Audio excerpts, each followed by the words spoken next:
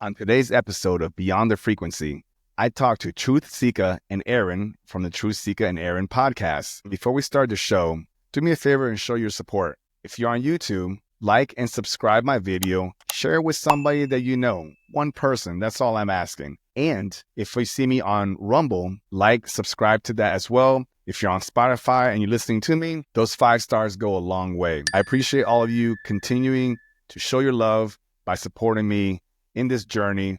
Don't forget, I might be the host of this podcast, but I'm also an explorer.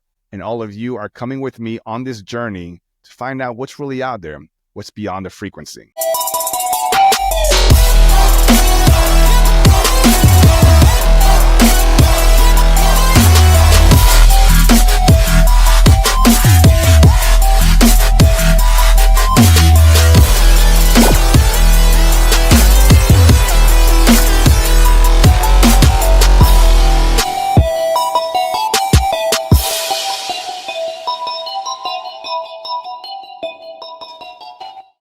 Hey, before you start the show, if you're on YouTube or Rumble, like, subscribe, and hit that bell. You want to make a comment? Go for it. It's America. And if you're on Spotify, hit those 5 stars. I appreciate it, guys. Thanks for the support. Let's go. Have you ever wondered what it truly means to walk in supernatural freedom and connect deeply with the spiritual world? Today on Beyond the Frequency 369, I'm thrilled to introduce an extraordinary duo, TruthSeekah and Arien. TruthSeekah is a Christian mystic, Amazon bestseller author, visionary artist, and seer, whose creative spirit extends into songwriting over 200 tracks that delve deep into the realms of spirituality.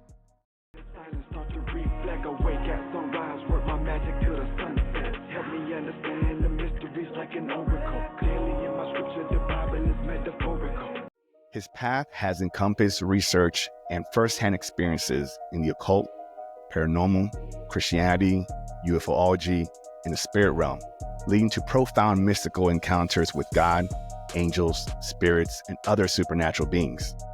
Joined by his loving and supportive wife, Arien, this husband and wife team has committed their lives to exploring the spiritual dimensions and sharing their knowledge in a way that resonates with others. Their mission is to help individuals connect with the reality of the spiritual world, empowering them to experience true supernatural freedom in their lives. In this episode, we dive into their journeys, insights, and the work they do to illuminate paths for those seeking deeper spiritual understanding. Get ready for an enlightening conversation with TruthSeekah and Arien that is sure to inspire and expand your perception of the unseen. And with that being said, I welcome my 2 guests. Hey, Arien and TruthSeekah, how are you? Hey, Hey, Cesar.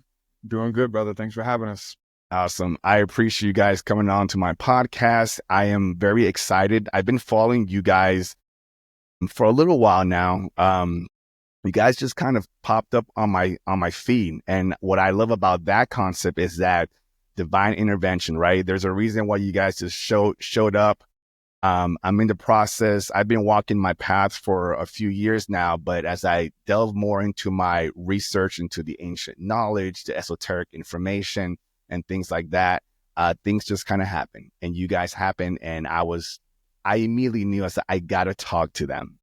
So please, by all means, please introduce yourselves to the audience, and as well, let us know how we can get a hold of you. Sure. So, as you stated, I do spiritual and esoteric hip hop, and I am an author, father, husband. My amazing wife, Arien, now does spiritual singing, spiritual music. She just released her first 2 songs this year. And so congrats. Yeah, I've been doing it for a long time, and just now she's, taking that step in that, going full time with me with the podcast and everything I'm doing, and just so started tiptoeing into the music and stuff as well. So we wear, we wear a lot of hats. We do a lot of different things, and we kind of pride ourselves in the idea that there's a lot of different tools and modalities out there that we can enjoy and try to use them to, better humanity, to articulate the truths. And so we do retreats and guided meditations. We have an online seer community where we kind of go deeper into the concepts and stuff that we talk about on the podcast and talk about within the music. So, we wear many hats, and there's a lot of different things that we have out there, but it's all around embracing love, truth, peace, and using those concepts to further our spiritual life. Absolutely. Thank you so much for sharing that. And I have to ask, because no one is just born into this situation, right? We all kind of, have a foundation where we start off. A lot of us, everybody's born into a demographic, an environment, a religion, and then from there we figure out whether we continue that path or we break free and find our own paths. So with that being said, I like each of you take a quick opportunity here, and I want to ask the question to ask all my guests. Before all the craziness, before what you're doing today, who were you? Who were you? Truth, if you want to start first. Yeah. So for me, this all goes back to childhood, and, as early as I can remember, having spiritual and paranormal encounters that birthed something within me to ask deeper questions. So, it's kind of always been with me of who I was, my true identity, my authentic self that, may have been hidden or come into fruition to be what I do for a living kind of thing. So there's that. But as far as the pursuit and experiencing all of this stuff, it's really always, been just a piece of my life. Absolutely. Thank you. And Arien? Yeah. Same for me. Like, I didn't grow up in a religious household. My parents, they believed in God and stuff like that, but we weren't like a church going family. But I was out in nature all the time, and me and my friends and my sister, we had a lot of, I don't like the word paranormal, but I had a lot of spiritual encounters. Hers were with unicorns and fairies, and mine were with demons. So yeah, I think she got maybe really no shit. Yeah. Yeah, is he right about that? So much more magical childhood. Magical. That's the word. Okay, yeah. like whimsical, like kind of like that. Yeah. And, awesome. I started trying to seek religion as a teenager. Some of my friends, went to a youth group, and I just always felt like my prayers were not being heard. Like, I was trying to communicate, but nobody was communicating back. And finally reached a point in my life where I've been touched in a way that I can communicate and get answers back now. And totally different story when it goes both ways. Yeah. Beautiful. I mean, I always want to make sure that not only myself, but the audience is understanding that you guys, everybody starts off, almost in the same path, and they're born into whatever their family is, right? And then there's something about them innately that just says, I'm more than this, I even, I tell this to a selected few, folks and everything that, in my circle, but I tell them I am a God. I don't say I am God. I say I am a God. And the reason that I say that is because, we all have a spark of that divine essence, that energy in us, right? So we have the same, a bit as above is below, right? So I use that metaphor to also kind of like an affirmation for myself to just say I can do things. So very interesting. I want to ask you guys, now that I mentioned the whole God situation, I'm curious, how would you guys explain, or what is your perception of what is God to you guys in your household? Good question. Yeah, I mean, God is, we'll say everything is the all. Everything is an emanation. Everything is an emanation, a spark, like you said, from the Creator, from the eternal flame that goes I guess we would look at it and see everything has a piece of that spark. So yeah, and then we can see it in ourselves, but can we see it in the little Frenchie trying to get in the door? Can we see it, in the people that we don't like?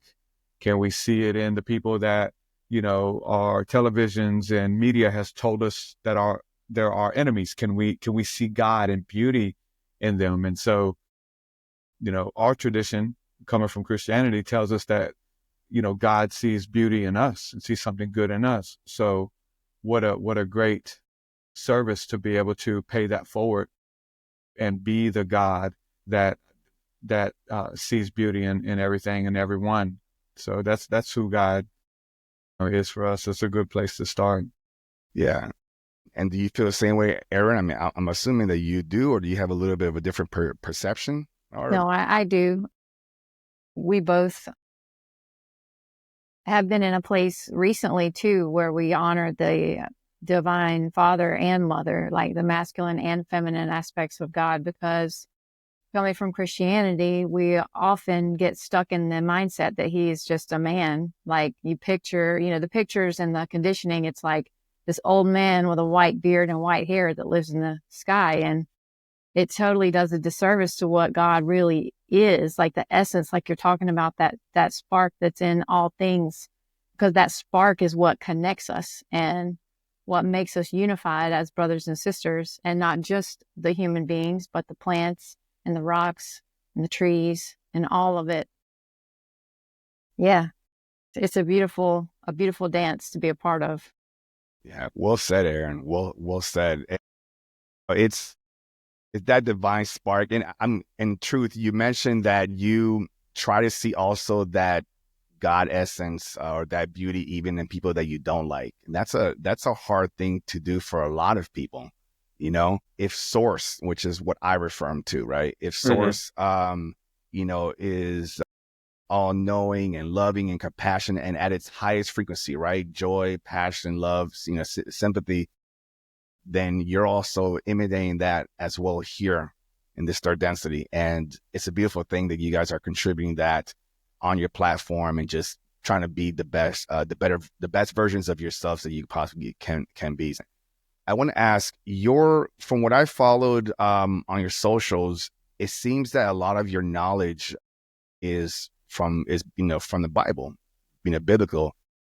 Is that your main source to get all your knowledge, or do you also delve into, ancient cuneiform tablets and scrolls? And talk to me about where you get your information and your foundation for what you practice.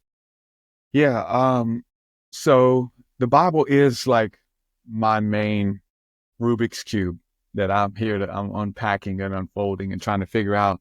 But those other texts, that are much older, they teach you how to interpret this text that we call the Bible. So there's, certain lenses that help us to see from a different perspective and really try our best to appreciate all perspectives. And, but, you get like background stories, you get, a different perspective of the same story from many characters in the Bible and Old Testament, New Testament, which ultimately will give you another perspective of your story, So really, it's really honoring all stories. So again, we get into this thing of just honoring and just being, intrigued and stuff and starting to see similarities, which a lot of people are starting to see and ask, deeper questions, hard questions, which came first kind of thing. But I would say that, there's a beauty that we held on to in Christ and him being personal, and being a friend kind of thing, like God is a friend and, and wants to hang out and wants to talk. And so we totally embody the beautiful things that we learned in church and not just learned, but really experienced in church, because most of the learning wasn't good. It's what we got to experience like at home in prayer and stuff like that, or in corporate prayer and music and worship and those kind of things. But, tracing those back to different ancient texts, the music and the power of frequency and vibration and all of those things, which we find beautiful. So I would say Bible is main text, but, that we read the most, but we definitely cram all the other texts we can, and there's so many. Yeah. And you guys, from what I've seen, you guys are very well versed in the Bible. Or at least just the knowledge that you guys, like when people can recite verses like you guys do, it's super impressive, you know? He's very Yeah, good with his right? memory. He is and everything. So, and I want to also ask and everything, and I hope you're humble with me asking this question and everything.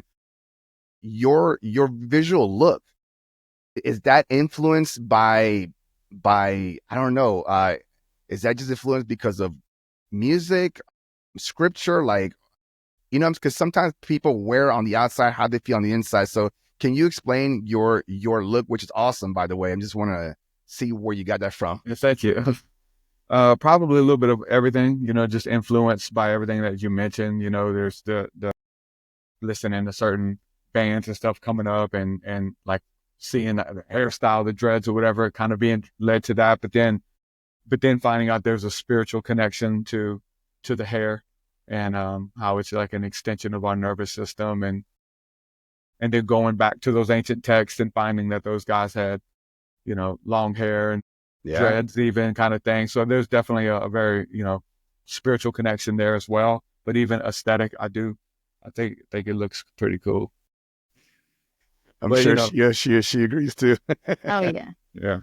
But yeah, that, and I think, we do, try to incorporate, different spiritual things into our attire and stuff, as far as the colors that we wear, the jewelry.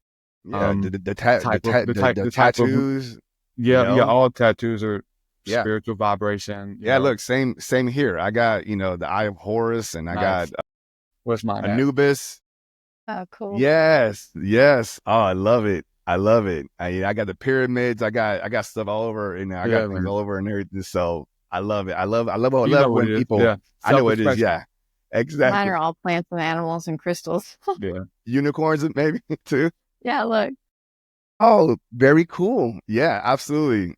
I love it. So, Arien, I got a question for you. So, like you guys were saying earlier that you kind of jumped in and went full time with your husband. Mm-hmm. So what was the delay? So I'm guessing when you met him, was he already like this? Talk to me about that. Goodness.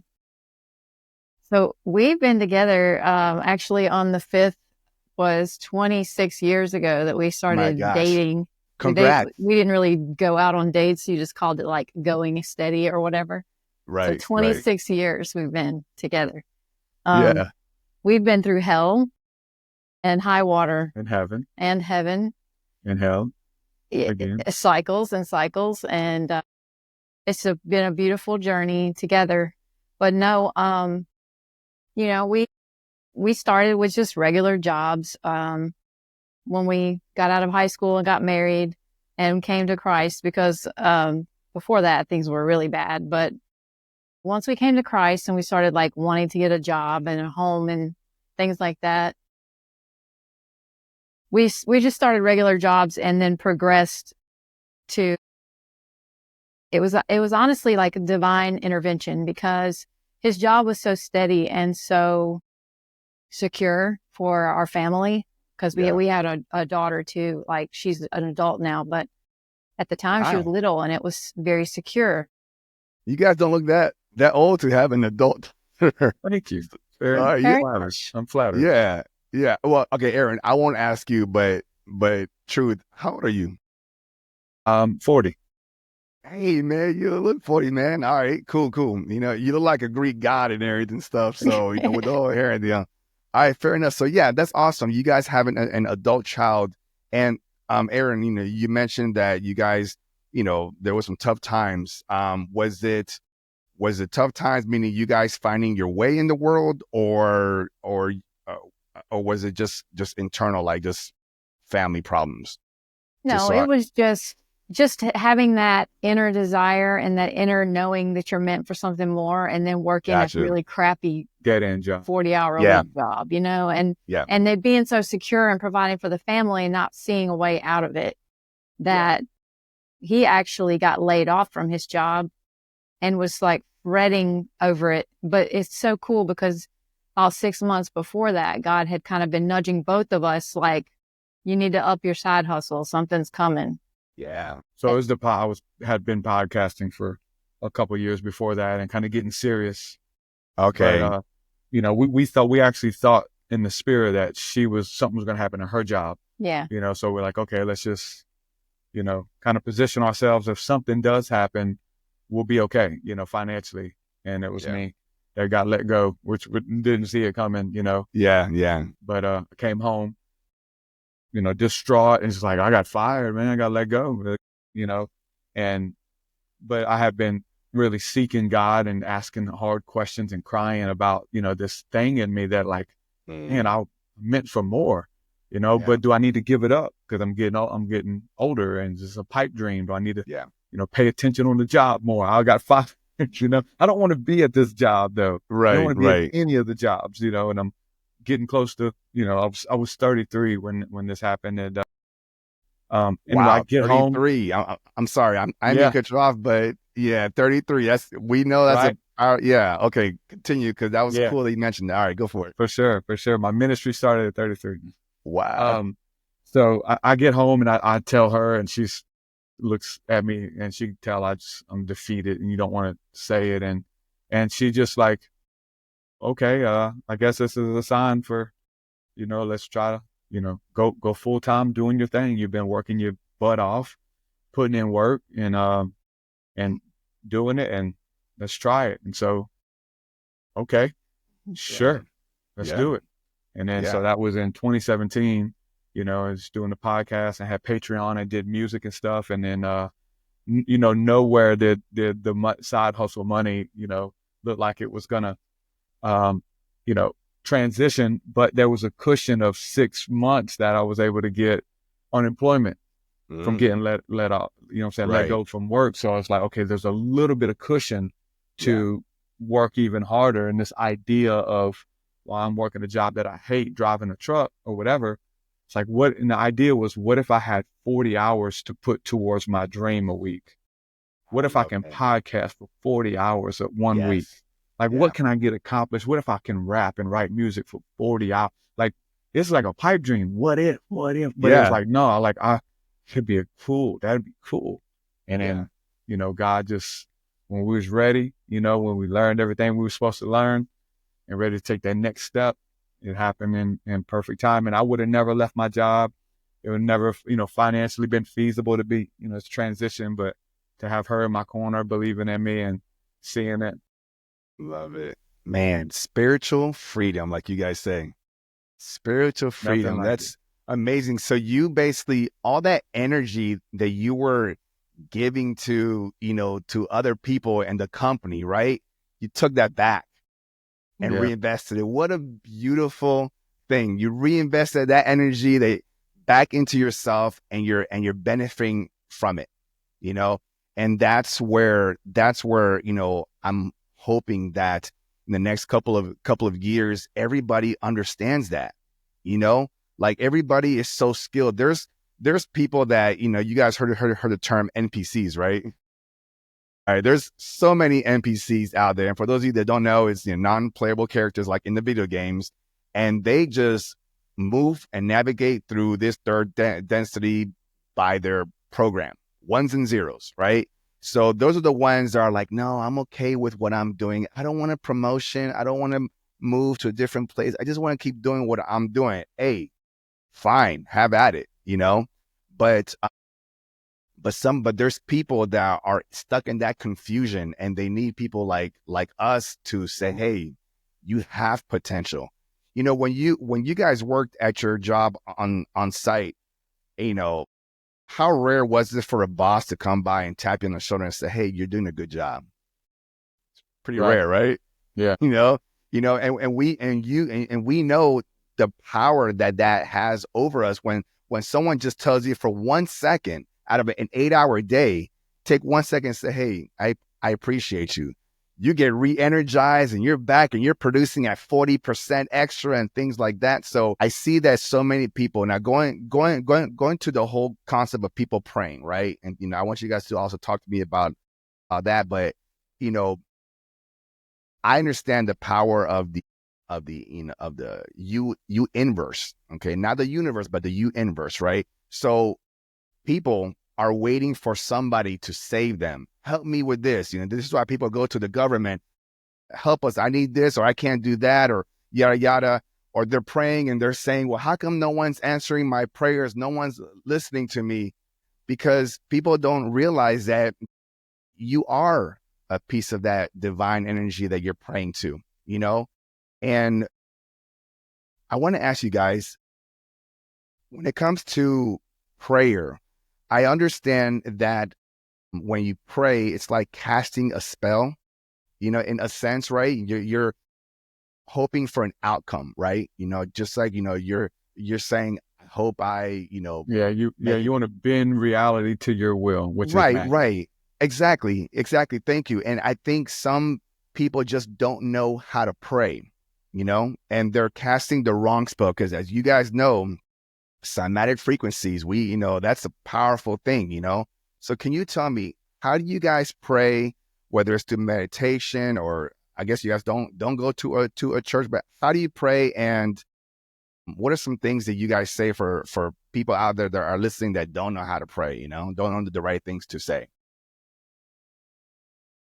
So for me, I try to exist in a state where I pray without ceasing, because really none of our thoughts are private, because there's so many within us.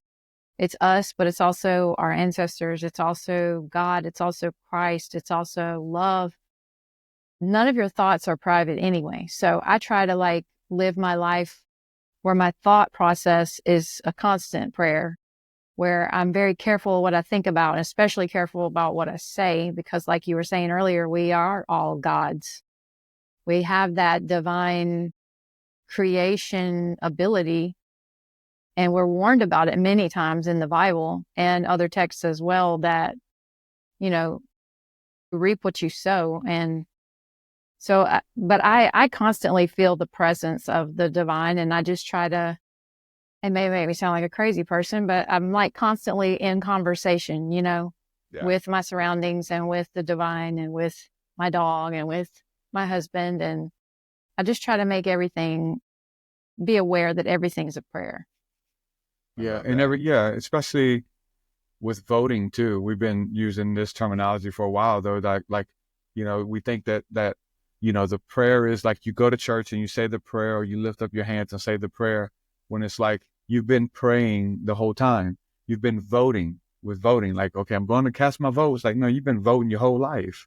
You voted all week on the decisions you made and the types of things that you spent your money on and what you gave your attention. So kind of looking at prayer that same way, where like our life is, like drawing to us the things, and so like prayer to be like this antenna. And it's not people do that. They pray and hey, I asked God, I prayed for this and it didn't happen. And so there's God's not real. You said one thing and you did another. Yes. Like what happens when your words and your actions come into alignment? That's true prayer. And now the vibrational frequency of your body and now your heart is in alignment, because you're saying things that you don't really believe. It's okay. But once you start to believe it, it generates a feeling within you that's tangible, and other people can feel it. And it's the same way with God or the gods. They know when you praying out of, because, what I'm saying, obligation versus out of fake devotion. Prayers. Yeah. And prayer is a conversation, man. Yeah. Prayer, I love it. Prayer and, prayer and meditation go hand in hand for us with our prayer life. But on top of that, there's a lot of different types of prayers. So obviously we're trying to stay in constant communion. But we look at prayer and meditation where like prayer is where you talk to God, and meditation is where God talks to you. And just staying like all day, like asking questions in your mind, and then God, showing you, and you drive, you know what I'm saying? Life is magical. Everything is this constant, you don't turn it off and on. That's where they tricked us. Have you guys ever felt like you spoken to God? Like, I mean, I've read, I read what you guys talk about that. Like, do you guys, well, put it this way, not only God, but can you guys speak to, I know, Aaron, you mentioned that you're in constant conversation. And again, this, like, no one's crazy here. Okay. So, but do you talk to your elders? Do you talk to your ancestors? And do you like really actually hear a voice back that's not yours? Yeah, I do. And it's funny because sometimes I'll have questions and I had a spiritual mentor. She was like a sister to me and she passed. So I converse with her a lot. And you can even ask him, we went somewhere the other day and I was like, okay, Christy, I really need you to come through for me. If you could just like give me a sign or whatever. Sometimes I hear a voice back, but it's when communing with these spirits and beings and ancestors, like they often just sound like you. They often just sound like your own voice, like a guiding voice. How do you discern whether it's your own thought and that guiding voice? Is it like a gut feeling? I mean, how do you know? Because I've done it too, where I'm just like, I've asked myself a question and then I feel like I answered myself, but so how do you discern that, whether, it's you or it's actual a guiding voice? I think practice. I mean, Okay. you learn to recognize the voice and that even though it sounds like you, that it's not coming from that part that is you. It's coming from. It's like, it's more like it's coming from the unconscious part, even if it is you, versus that you're conscious where you can engage in the conversation. But it's, what you're talking about is the science behind it, and we geek out on that kind of stuff, and say, what's really happening? Are you just talking to yourself? Well, it gets results, and so people want to mock religion or church or like prayer or whatever. Some people are really good at it, like really good where they get results, man. You know what I'm saying? Yeah. And you let them speak, you let them pray, and the whole auditorium is in tears and they feel put to the heart and they want to get their life right and they want to quit smoking dope and they want to quit drinking and quit beating their wife off of this guy praying, and what he carries and stuff. So like it's the modalities, you know what I'm saying? And it gets results and it works. But we do nerd out about the science behind it. Maybe too much because no, there's never too much. This is good, but we,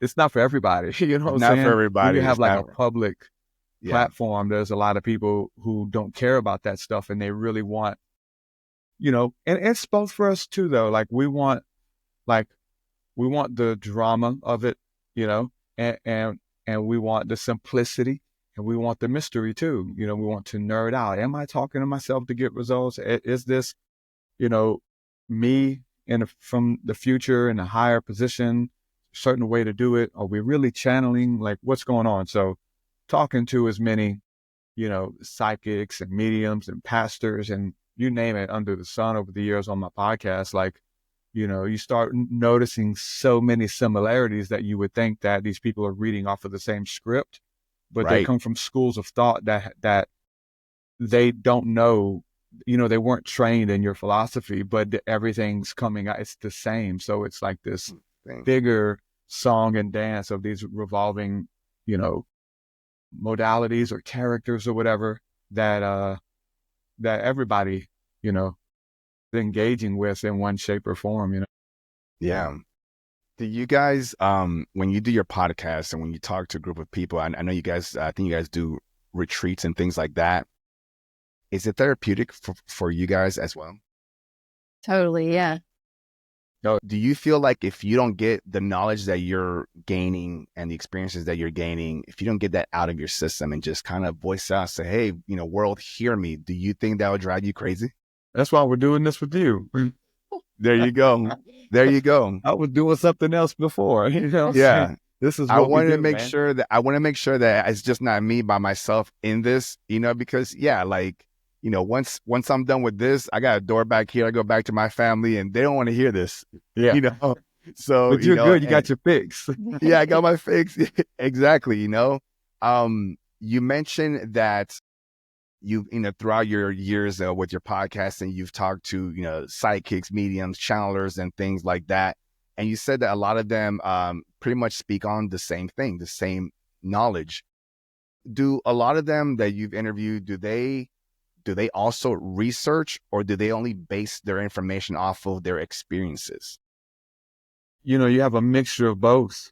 There's an interesting mixture of both. Some of the people that, seem to be experts in certain fields of study have never had an encounter, an experience with, let's just take UFOs and aliens for a bit, that's a huge topic and always has been. But, I'm like, I want to hear the knowledge part, the research part, but I also want, the stories, the experience. Yeah. Have you seen one? And then you having this deep dive conversation, and I'll try to set them up. Like, let me hear your experience. You're like, right.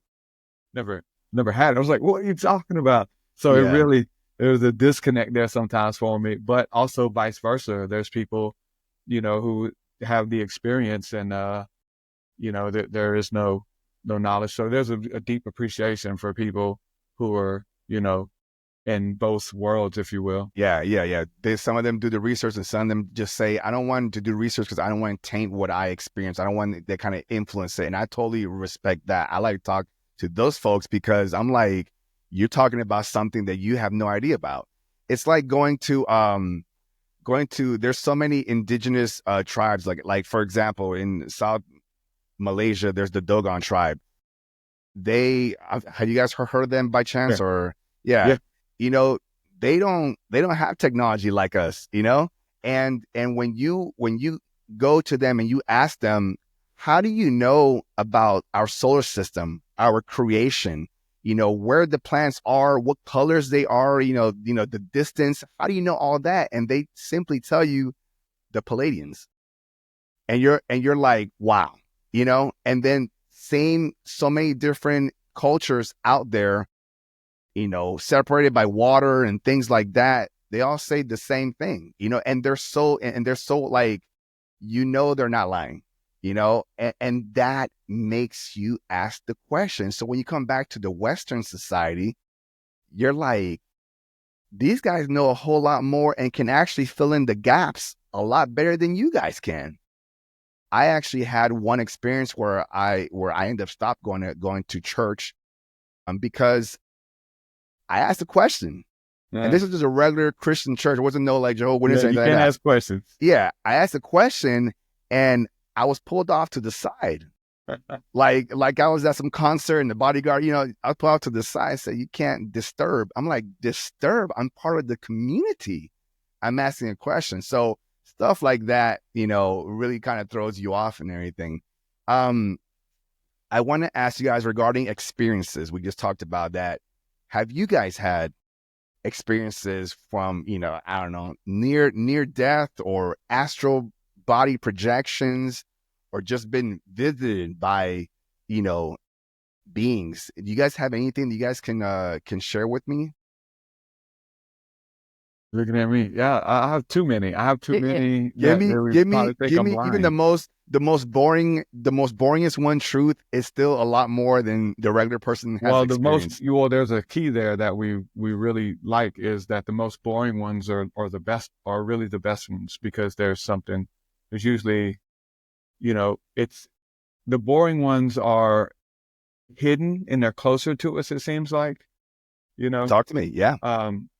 Well, I would say just in nature, like what you're talking about, the Dogon tribe, where they'll say, how do you know how to spit in the, or ask Jesus, how do you know how to spit in the mud and put it in the dude's eyes and he can see again? Like, what's the deal? It's like, well, I haven't been eating, I've been eating good food and everything within me is life-giving. I've been consuming life. And so everything that comes into me is life, and everything that comes out of me is life.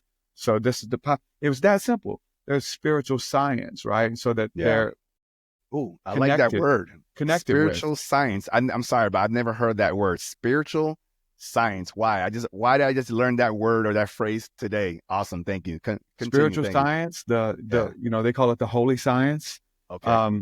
But it would be why those tribes would tell you, how did you guys find out about this? How did you learn how to build your temple? How did you learn that this and this happens if you ingest this medicine? And they say, well, the plants told us, or the stars told us. And so that's a spiritual technology. So that right there, it's in those moments of how the Western world that we're, returning to, how close that many parts of the world still are, with their aspect of what God is. And God comes and speaks to, children and people. It's a part of their daily life, like cultures, it's like with the things we read about in the Bible, like this was these people's regular life. So bringing it back to more normal.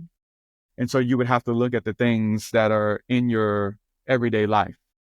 What starts happening for us is synchronicities. We start seeing numbers, repetitions, cycles, billboards, 11:11, 3:33. And it's like it's catching you. Hey, every time I look at the clock, it's 11:11.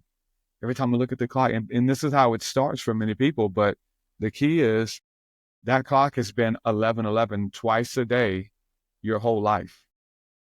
Twice a day, your whole life, and you're just now I got starting you. to see it. I got you. Okay, I see what you're saying. Yeah, that's Twice a day you've been able to see 3:33 a.m. or p.m., right? Yeah, and right. Now it's starting to get your attention. So the key is they've always been trying to get your attention.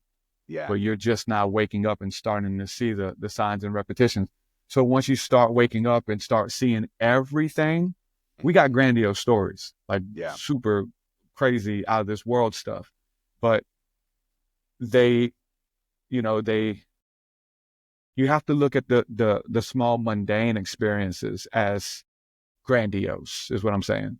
You have to gaze a little bit longer at the insects. And when the wind blows, you have to, for a moment, close your eyes and feel it and say thank you. And when the wind blows and hits you in your face, and breathe it in as it's coming towards you, and it smells different, it tastes different, and just be present in all of it. And that's how they speak. That's how the spirits speak, and they're always speaking. Right. Always. It's us that can't hear. They hear each other. They're in sync with nature. We're the ones out of sync. So I would say just paying attention to the little things around you that you take for granted, that there's something spiritual, there's something angelic even in their persona, in their presence. That's the nuggets that we've just have been learning for a long time and appreciate, because they in turn give birth to a grandiose experience. If you watch the flight of the birds for long enough, you'll see them go into a portal. You'll see them unfold and morph into two birds and fly. You'll see, it's like, oh, what is going on?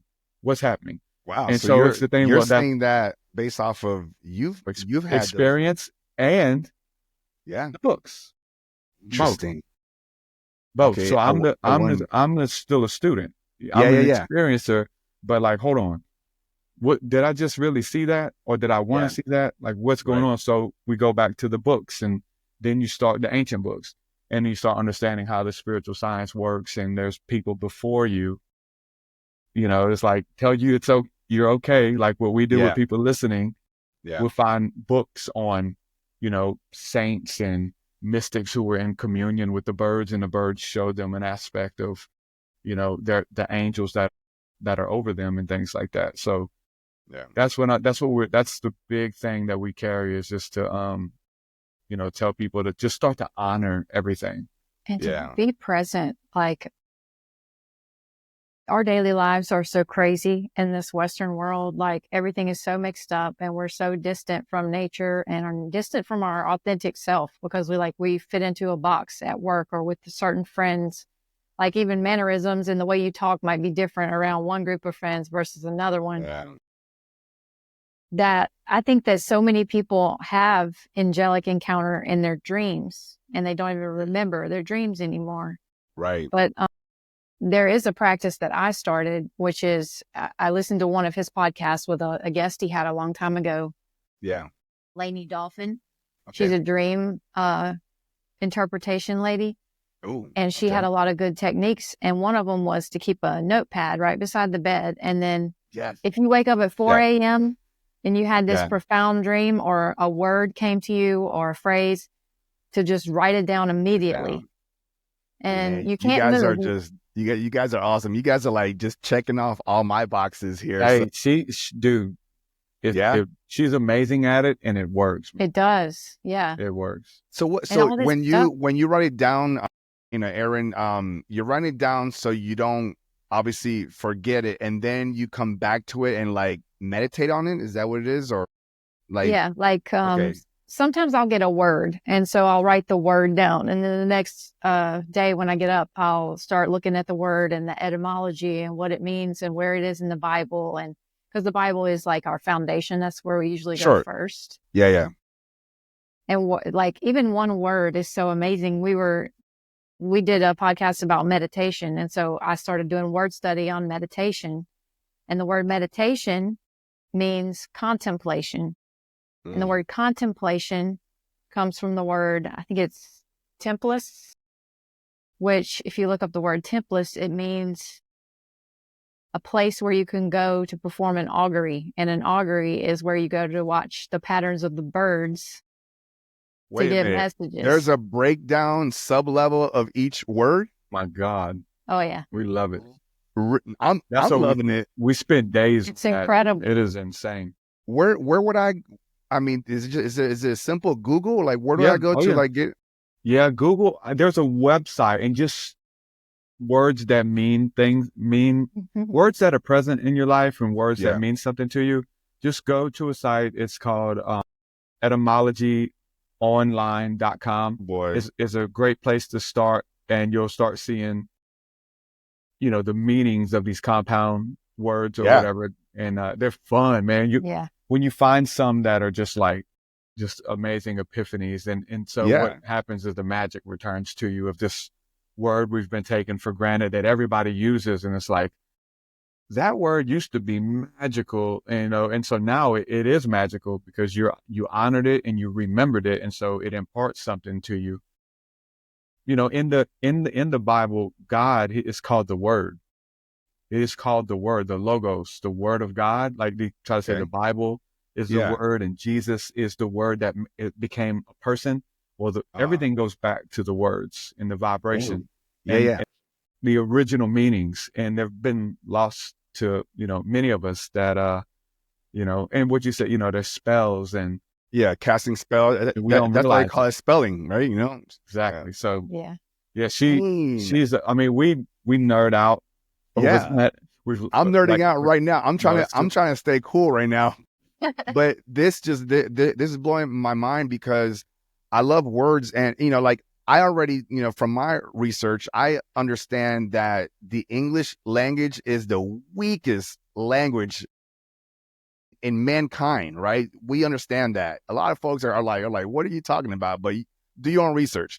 But the point is that, so when we take back the power of these words and we understand where they came from, dude, like I wrote it down. All right. So, I mean, you guys are passing, fun, man. Have letting fun. me some gems.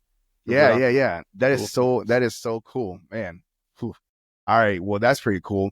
I want to ask you regarding, because I know you said that you first go into the Bible as your main source, but so is it to my understanding that you do understand that the Bible is like a remix of a bunch of different stories put into one? Okay, all right, cool. We're on the same page. A lot of folks are like, stop right there. We're cool with it. Yeah, we're cool with it. I love it. That's what makes us different. It's like, man, end the conversation. That was great. I'm trying to understand Jesus. Well, you need to understand Mark. Yeah, you got to understand Mar Jews. Let's go. Yeah. I mean, you don't have to do anything. No, you don't have to do anything. We get to. Oh, man, let me go get mine. I got one. I've seen that one. I've seen that one. What it says? Yeah, that's Horus, right? Is it Horus? Yeah. Well, yeah, that's one of his name, but his name. No, I can't see it. It's a little. Yeah. It's sorry. Yeah. It's a little bit blurry. I see it. I see the beak now. Yeah, he's the ibis bird. So Thoth is the Atlantean priest king, and he is the first recorded scripture. Hey, there it is. There I it is. 3D printed that one. Did you? Yeah. That right there? Yeah. Good job, man. Yeah. You got a little tiny printer or a pretty big one? Well, we just got a new one because the old one was kind of hard to use or whatever, and we got one that's super fast that probably can do this in that's awesome. and maybe an hour or something. So I love I'm ready that. to get back. Yeah, to man, printing. we are like, again, there's a reason why you guys just came on my feed, and I mean, because again, if you guys been out for a while, I've had Instagram for a while, and then coincidentally, a few days back, whenever the day that I first contacted you was when you first came out, I didn't waste any time. I probably within 10 minutes, I was sending you a chat, you know? So it's weird that. Let's see, you got to do it. You'll forget them. Huh? You got to do it ASAP or you'll forget about it. Man. We'll you got to do it too. You got to, you got to do it. So I'm so cool that you, like the mystic knowledge is my alley. That's what I do and everything. So, you know, the Emerald Tablets, the Atra Hasis, you know, the Numa Elish, all that stuff. I'm into that, the Tarot Scrolls, things like that. So that's where, when I started reading that stuff, me too. You know, the Book of Enoch, right? You guys got to know about that. She's right? reading it now. Yeah. Hey, I've have read fun. It, yeah, have fun. So when you start reading all that, you just start looking at things a hell of a lot different. You know, you're like, hold up. And then, you know, like, I feel that I've always felt like I've seen, you know, certain people, like, you know, when someone does something dumb, you're like, man, that's dumb. Like that should be common sense. And then as I started to elevate my understanding of this reality, whether it be holographic or whatnot, you know, I start seeing that people are just doing what they're programmed to do. And it's not because they're dumb or stupid or anything like that. This is just how they were made, you know? So that made me understand, you don't judge a computer, you know? Right. You don't judge a program. It's doing what it's supposed to do. And so when somebody makes, when someone does something that I don't agree with, all right, you know, what's that phrase? Agree to disagree, something like that. And leave it at that. And that's it, you know? I definitely always make sure that no one takes my power unless I give it away, you know? So, and I see that you guys, are on that path, or been on that path. And it's a beautiful thing to see. I wanted to ask you, Truth, about angels, right? Whenever people say the word Nephilims, right? Do you, from what you guys understand, are they aliens to you? Are they celestial beings in that idea? Like, I want to know how you guys see that topic. Yeah, I'll flip the script for you. I look at, so what is the Nephilim in your book? I'm gonna let you my say book. Yeah, in my book. Well, I mean, they're not from this earth, so from my understanding, they're you know, the Anunnaki, you know, some call them the Anunnaki, but you know, aliens, beings from, when they say from above from the heavens to below. From my readings, they, you know, the Anunnaki, according to the story, they were working in Mars and they came to Earth. So anybody that lives as a human being looks up and they're like, oh shoot, you know, I guess. And remember, I tell folks this. People back then, when they talked like almost like Shakespeare. Everything was descriptive. Everything. So you can't say, well, they said this. You can't take it literal for what they say. You know, a ball of light, you know, could be a headlight on a car. You know, that's where these words come in, bro. That's where the real meaning of the words. Yeah. So I think I answered it. So they're aliens. Yeah. So what's yours? Okay. So so the common you know, belief is that the Nephilim wouldn't be the Anunnaki. The Nephilim would be the children of an Anunnaki and a human, a mortal, right? Okay, I'm with you on that. Yes. So, you know, Genesis 6 in the Bible, it's, you know, it's kind of the one that kind of talks about the Nephilim. It's where the word comes from. It's only in the Bible, in Genesis 6 there, and it says that, you know, the same story, those who were from above came down, saw the daughters of men, how fair they were, and took wives for them, and they made it. Their offspring became the mighty men, the men of renown, heroes. And so it's the word Nephilim. So It would be the heavenly being, right? And then the mortal or the people of earth coming together, and then their children would be the So Nephilim. those are the Nephilim. Okay. See, Okay. I'm glad that you stated that. Good. Okay. So, but even still, like people still get into this grandiose idea of like what happens when, that person, of flesh and blood, mixture, when they die, they can't go back to heaven. That's what Enoch tells you.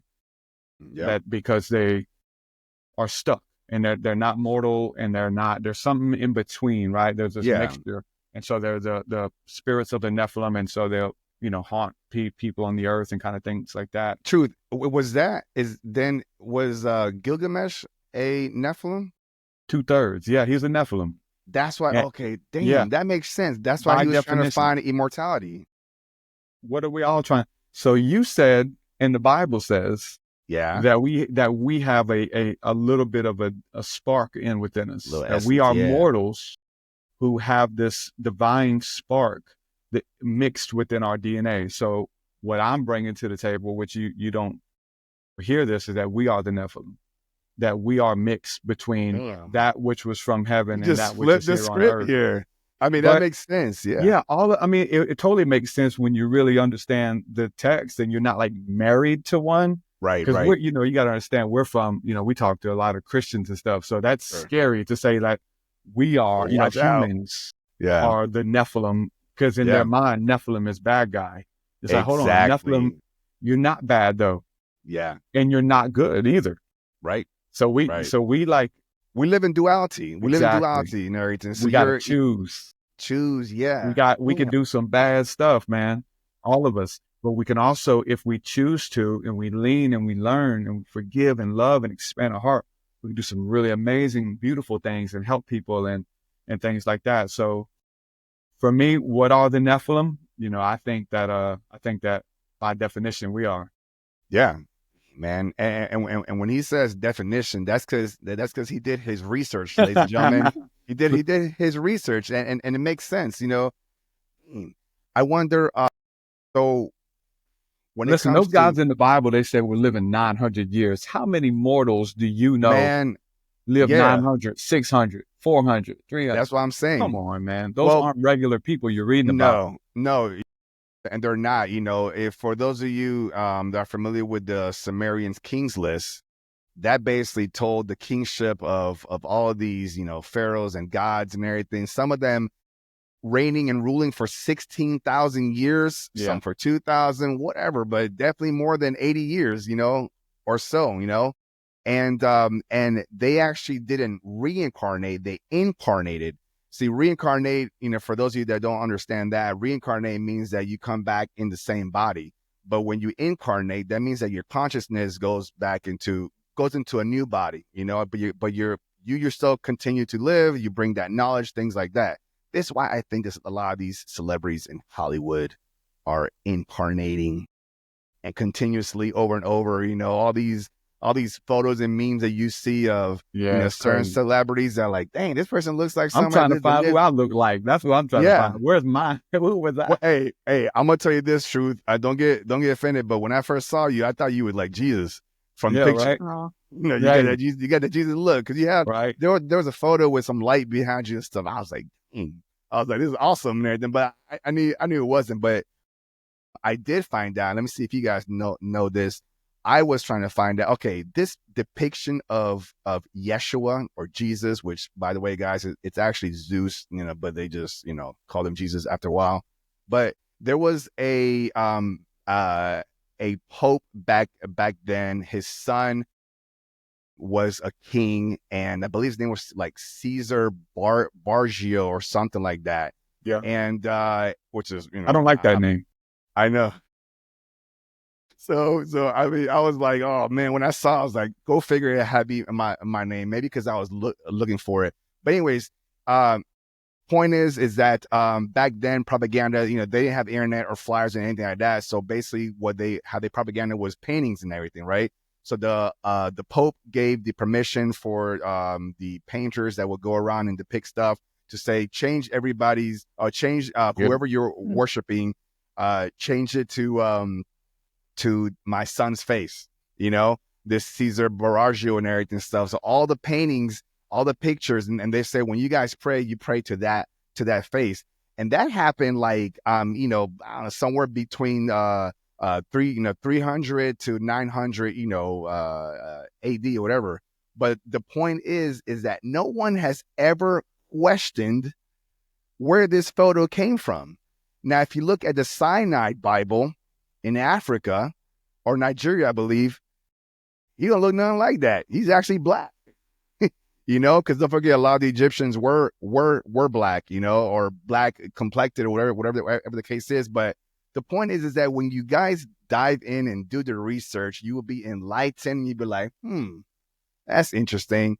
I've actually been thinking about, I haven't done it yet, but I challenge anybody who's listening to this, grab a picture of this Cesar Borgia and go to your nearest church and ask the pastor, who's this? Yeah. And see what there's a lot of people waking up to that truth, and it's becoming popular. I know a lot of it is from like Billy Carson, you know. Yeah, Billy Carson. So, you guys follow Billy Carson too, or a little bit? Yeah, I like some of his stuff. I'll say this. Here's where I disagree with. By all all means, I like to hear that. Go for it. And I'm gonna tell you, because so I tried to look up I did a video on this that went viral. But I don't have the date right now. So I've tried to Google it. I just couldn't find it, but it's on Wikipedia.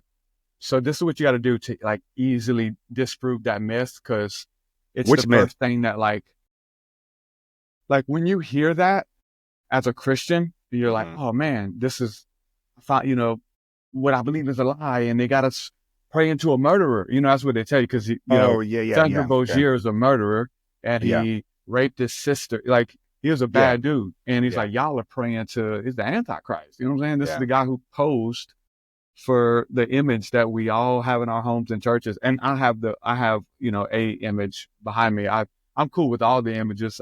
Sure. I've been a Black Hebrew Israelite, or I've been a Hebrew Israelite and studied with those guys. But the truth is that the Cesar Borgia thing is a lie, just because he was like, and you may have to quote me because I'm going to get the date wrong. Sure. But I want to say he was around in the 1400s.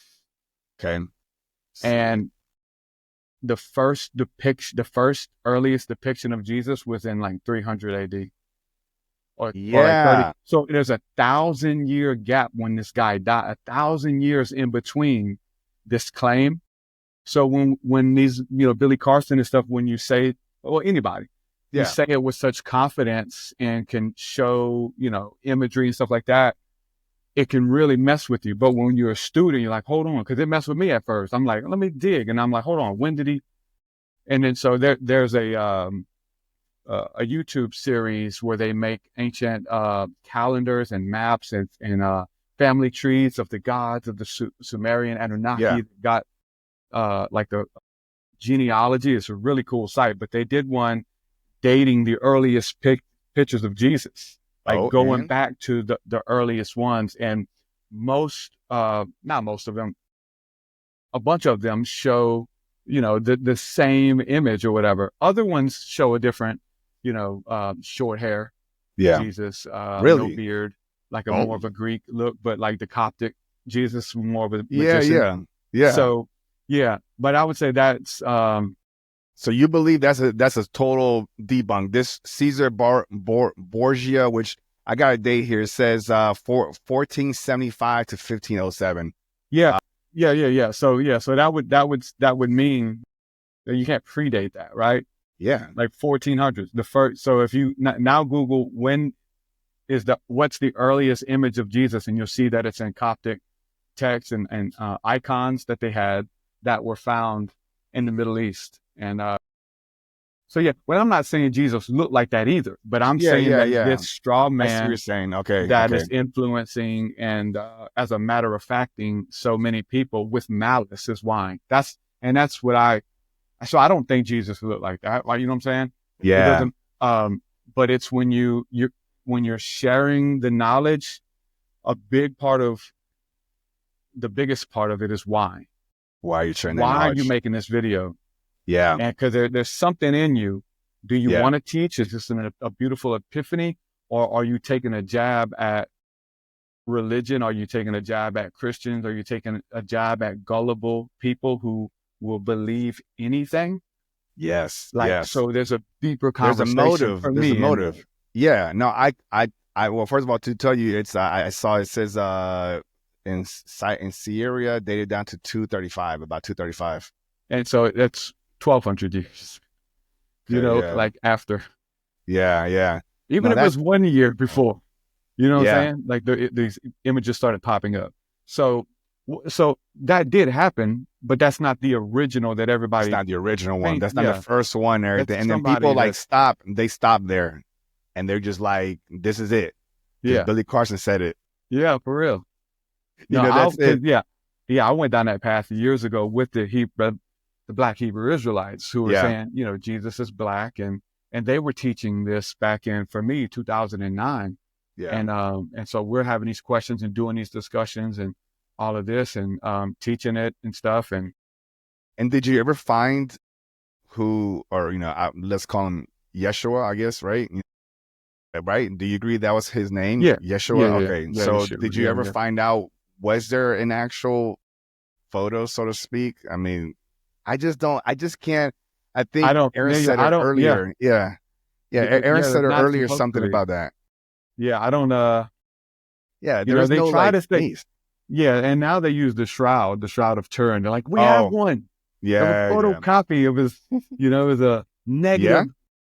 but I don't think I don't Yeah. think it's real. I honestly don't. It would be cool if it is, but I don't think it's real.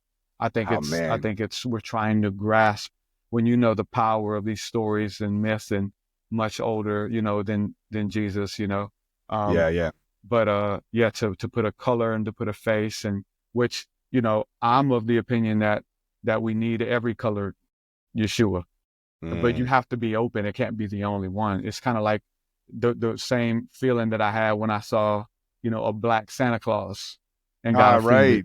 Yeah. Or I saw a Yeah. Black Ariel recently. Right. You know how Yeah. the world got mad that Little Oh, Mermaid ain't black. there was Like, flipping tables and everything, riots in the streets. what Yeah. color Yeah. was she? She was like peach, like she was a crayon, the marker color. Like she wasn't real, dude. It's her Yeah. story that is now applicable to a new generation, and they can feel it more. So I think that Yeah. everybody needs a Jesus that looks like them, just like you need Yeah. a Santa Claus that looks like you. I mean, I don't want to. Yeah. Obviously, they're Yeah. not different, but the same sentiment is there. You Yeah. need, because the Asians have one, you know, a Jesus that it looks, his eyes are a little bit more, you know, Yeah. Chinese looking, Hispanic, vice versa. Yeah. My Jesus, you know, does look like me. You know? Yeah. And I'm cool with the Black Jesus and every other color because that's what he is. He's all things to all men. I His love that, story is man. much bigger than anyone trying to just own it and say it's theirs.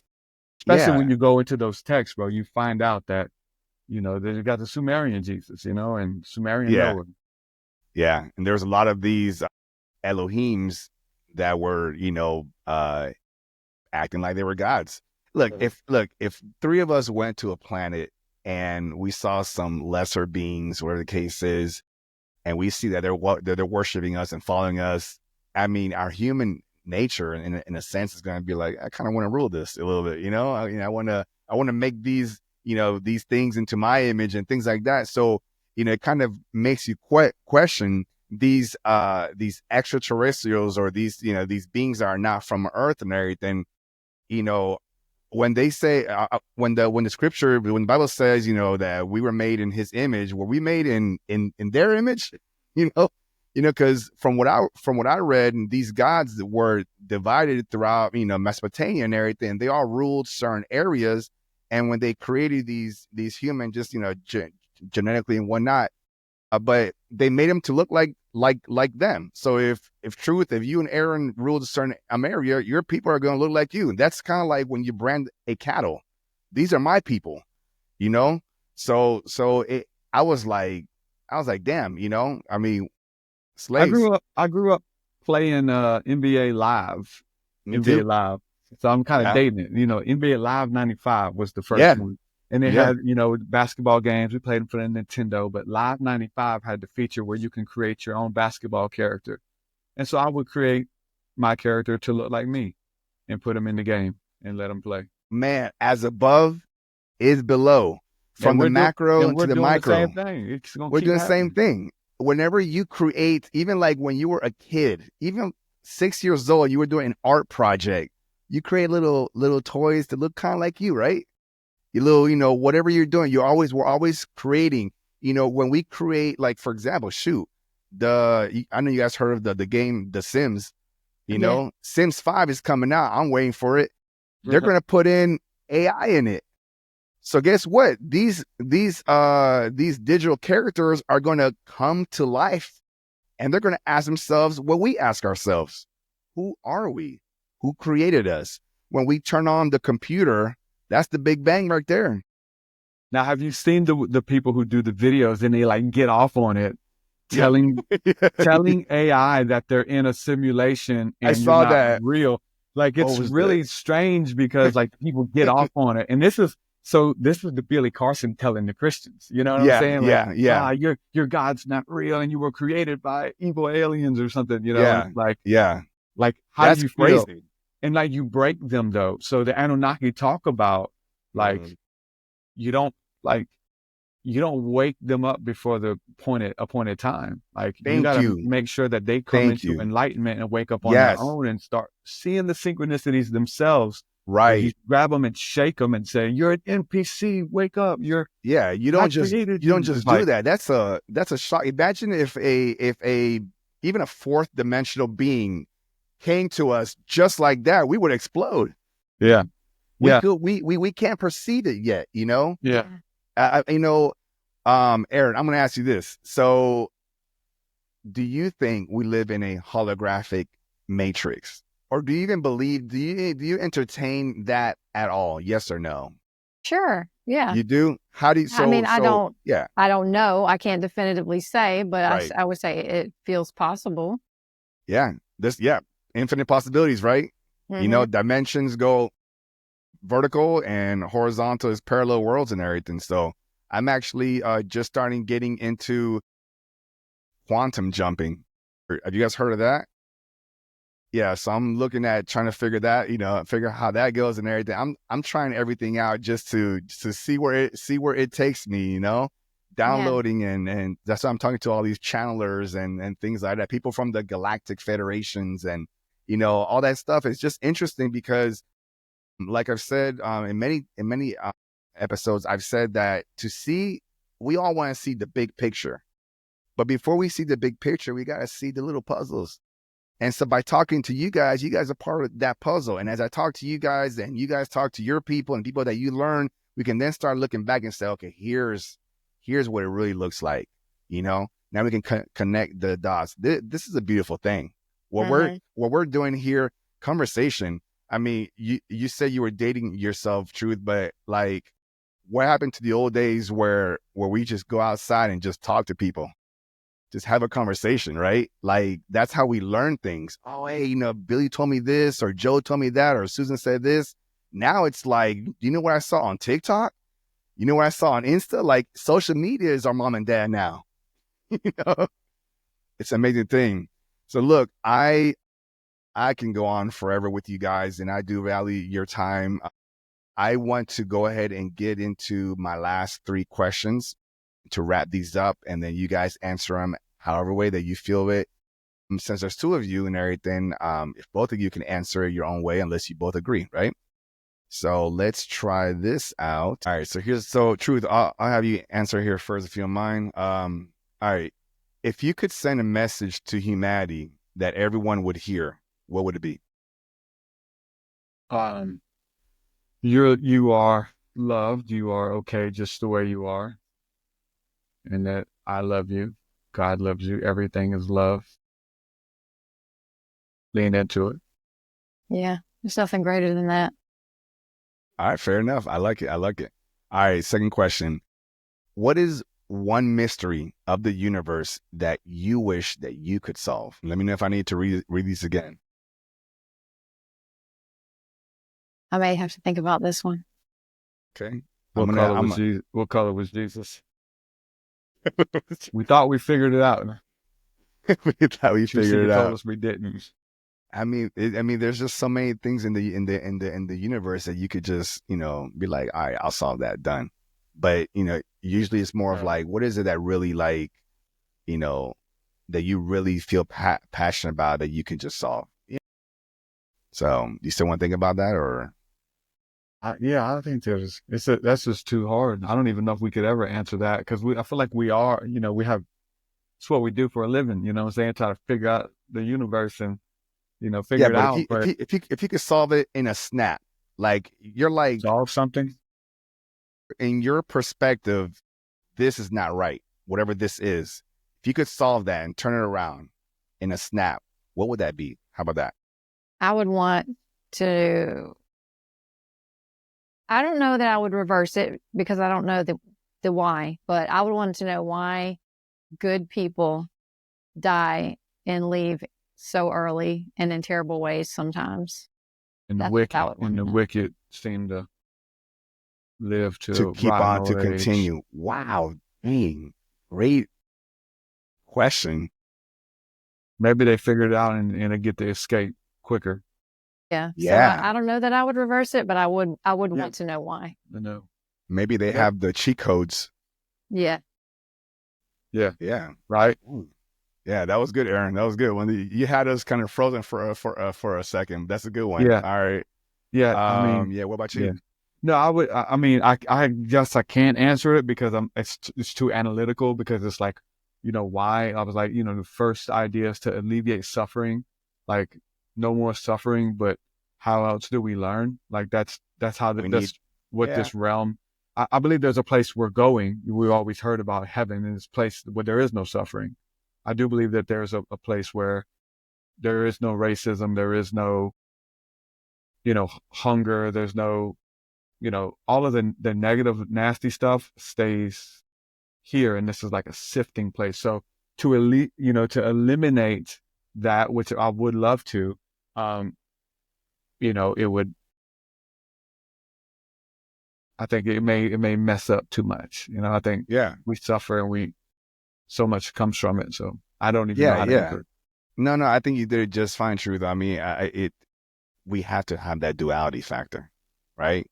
You got to have the balance of the two, like what's that, Star Wars with the good and the bad force? Yeah. Yep. You got to have a choice, bro. You got to have it. You got to have it. I love it. Okay. And my last question is, and Aaron, see if you can answer this one first. Beyond all the knowledge and experiences that you've gained, what still leaves you in awe or makes you question everything? Nature. Being in nature and knowing that I'm as much a part of it as it is a part of me, and we're all a part of Christ consciousness and love, and that everything in nature is a reflection of something in the celestial, because I believe that everything here in this realm is a reflection of something in the celestial realms. It blows my mind. I can't wrap my mind around how connected we all are here, but also there. Love it. Truth? I'll say the beauty of the personal relationship with Jesus. Like, I'm super deep, too deep, you know what I'm saying? And it pulls you sometimes away from the simplicity. But how I'm just blown away of how easy this all is, to just be in bliss, and that we already have the things we're searching for. We already know the things we're searching for outside of us. And it's an encounter. It's a beautiful, we seek encounters. We love encounters. But how easy the Jesus thing is, of whatever your deity is, how close it is. And it can instantly bring peace. Like it alleviates suffering instantly in my life, in my being. It gives everything purpose instantly. Because I get into questions and is this a simulation, or is this going on, or demons real, or we trapped? Is this hell? Are we really in hell? And the demon, they're toying with us and they can't wait to torture us. Are we being tortured? Is there a place under? But then like in the midst of that, just like coming to the beauty of the now moment and peace and just saying, man, thank you for loving me.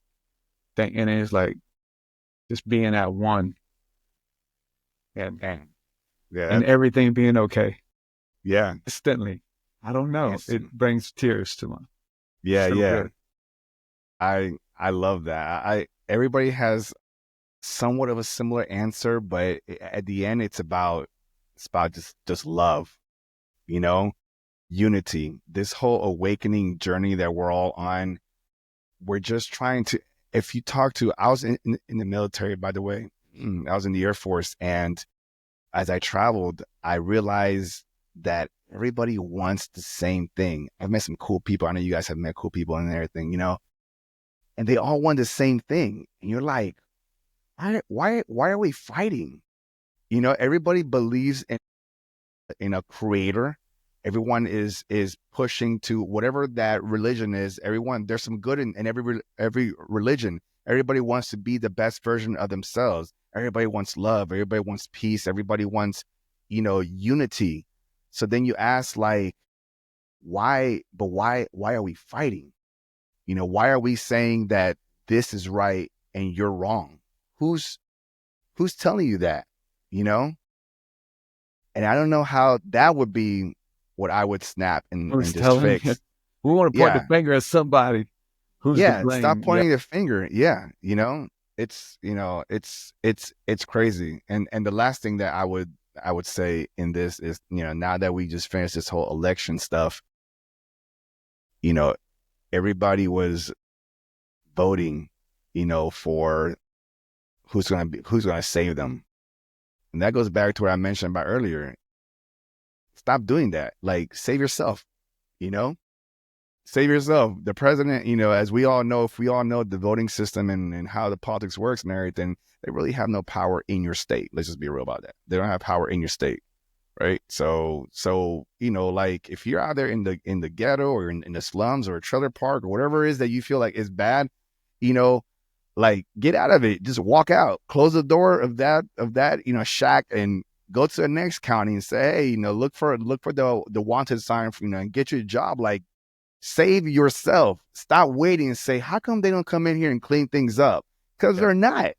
Yeah. Because they're not. Yeah. Plain and simple. So, and you guys definitely clean yourself through your journey and look where you're at now. And again, I don't know why we ran into each other, or at least I ran into you guys. You guys came into my reality tunnel, if you will. But I appreciate that. And I hope, you know, because we can go on forever with different, you know, aspects of this and geek out, quantum physics, all that good stuff. So I hope that, you know, sometime in the later, you know, months or years, we guys can come back and see where you guys are at now, see what you guys are doing, and we just have more of these awesome conversations. So I want to have you guys give the last word here. Tell everybody again how to find you, and then each of you kind of give your last message to my audience. Thank you. Okay, well, they can find us at seer.school. We have an online community where we meet twice a week on Zoom and kind of do this. Like, we chop it up and talk theories, and there's no wrong answers, and it's a safe place to like explore and ask questions. You know, we won't grab you and pull you to the side and shuffle you out of the church, you know. But it's really fun, and we have a lot of content that we've created that's there for our members as well. Several meditations, a lot of meditation music, just ambient music to help you go in on your own. And then we have guided meditations that are like a guided journey and have voice actors and sound effects. And if you have trouble meditating, sometimes it's good to use those because, you know, it's harder to think about, you know, that you need to do the laundry when you're being guided by a voice. So that's really cool. And then we have our podcast, TruthSeekah and Arien podcast, that we do once a week, once every 2 weeks ish. That's always on YouTube, and we share it all over Facebook and stuff too. So they can kind of follow us anywhere. Yeah, wherever you consume content. Nice. And is that that the same for you as well, Truth? Do you Yeah. have anything you want to say? Yeah, that's our socials and stuff like that. And I'll just again just you know the be the change you want to see. Those the things that we want to do. Out of the Bible says, out of the abundance of the heart, the mouth speaks. So, in dialogue we learn a lot, and my hope is that people find peace, find joy, find how much they're loved and how close God really is to them. That God has put a piece of him or her inside of them that they can commune with, that they can talk to, that loves them and will never give up on them. And that's something that helped us get through all of these different seasons in life that we get through. So it's people to lean in on that. Yeah. And I would say, learn to be present. So many of us disassociate. We use those like TikTok and we doom scroll to get out of uncomfortable feelings. I did it for a long time. Don't disassociate. Like if you have a difficult feeling, to sit with it and be present with it. Because if you can be present with it and get healed from it, then it makes all of the positive stuff in life so much more rich. And like you said, we have this divine spark, this divine divinity within us that is longing to be noticed and longing for you to reach out with love and to reconnect to the things that we've lost, to who we really are. And sometimes your trauma gets in the way because you don't want to be present in your body and you don't want to be present in this temple.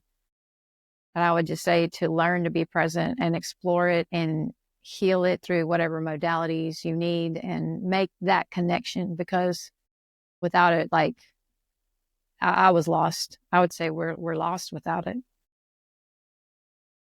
And that's beautiful, guys. I tell you what, man, I can hear you guys all day. You guys are very inspirational and genuine, and I feel your energy. I feel the love and compassion that you have for the work that you do. But more importantly, you're doing the research not only for yourselves, but you're also doing it for those that are a little bit too lazy to do it on their own. But at least you're putting in the work, and you're truthful about it, and there's no judgment. It's a safe place with you guys, and I feel that too. So, well, again, guys, thank you for this, for joining us on this episode of Beyond the Frequency. I had a great time. I hope you guys did too, listening.